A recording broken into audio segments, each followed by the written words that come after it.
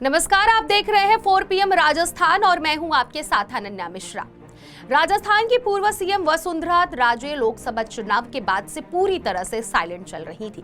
उपचुनाव से ठीक पहले मुखर हो गई हैं और बिना किसी का नाम लिए लगातार एक के बाद एक तीखे तीर छोड़ रही हैं।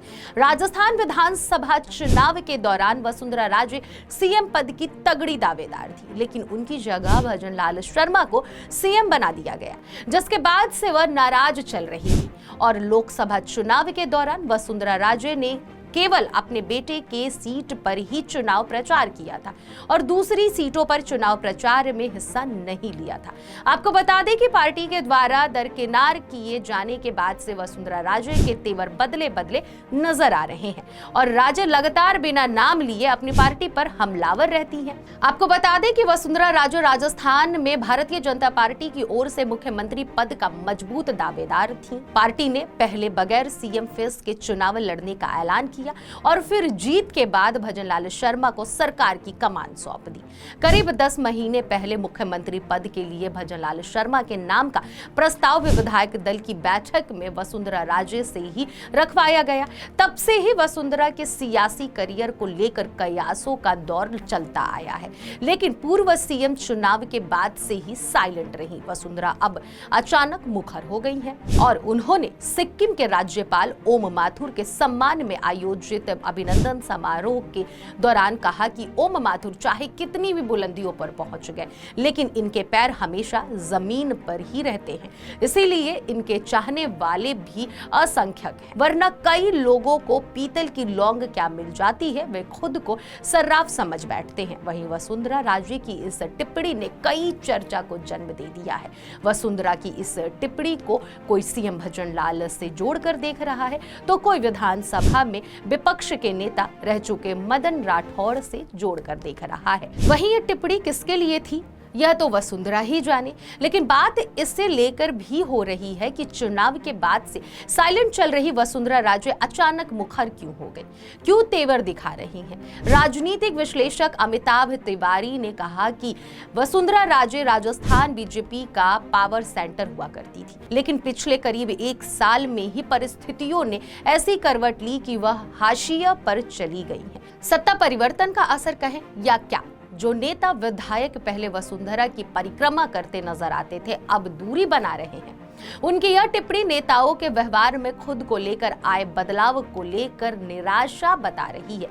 सरकार में नहीं तो संगठन में ही सही या फिर कोई और जिम्मेदारी महारानी अब तेवर दिखा रही हैं, तो उसके पीछे अपना खोया सियासी वैभव पाने की कोशिश ही है। बता दें कि एक पहलू यह भी है कि वसुंधरा राजे 71 साल की हो चुकी है।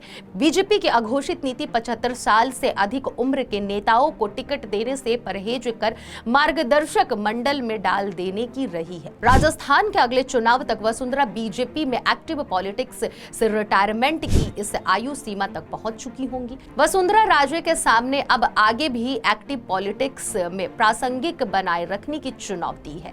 आपको बता दें कि वसुंधरा राजे सिंधिया के बेटे दुष्यंत भी सियासत में है। दुष्यंत झालावाड़ 12 सीट से चौथी बार के सांसद हैं। बीजेपी ने जब सीएम के लिए भजन लाल शर्मा का नाम आगे किया और इसका प्रस्ताव खुद वसुंधरा से ही रखवाया गया। ऐसा कहा जाने लगा कि पार्टी ने उन्हें दुष्यंत को लेकर जरूर कोई बड़ा आश्वासन दिया होगा। वसुंधरा की राजनीति का मिजाज भी ऐसा नहीं रहा है जिससे यह मान लिया जाता कि वह समर्पित सिपाही की तरह आला कमान का हर फैसला ऐसे ही मान लेंगी। लोकसभा चुनाव के बाद केंद्र में लगातार तीसरी बार मोदी सरकार बन गई, लेकिन दुष्यंत खाली हाथ ही रहे।